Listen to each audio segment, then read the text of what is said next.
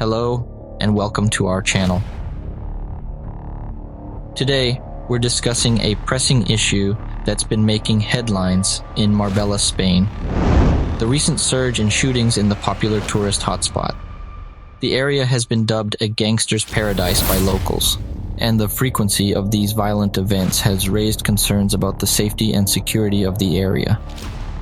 In this video, we'll be exploring the current situation in Marbella, the impact on tourism, and what the local authorities are doing to address the issue. The recent shootings in Marbella have had a significant impact on the tourism industry in the area. The frequency of these violent events, including a shooting that left a 20-year-old seriously injured, has raised concerns about the safety and security of the region. Locals have labeled Marbella as a gangster's paradise, which has led to a decline in tourism. Tourists have been canceling their trips to Marbella due to safety concerns, affecting businesses such as hotels, restaurants, and shops. The decline in tourism has caused worry among local residents, as the tourism industry is a major contributor to the local economy. The situation has prompted the local authorities to increase patrols and address safety concerns to ensure the security of residents and visitors. Marbella, a coastal town in southern Spain, has long been a popular destination for tourists, particularly from the UK. However, in recent months, the area has been plagued by a series of shootings, with the most recent incident leaving a 20-year-old seriously injured.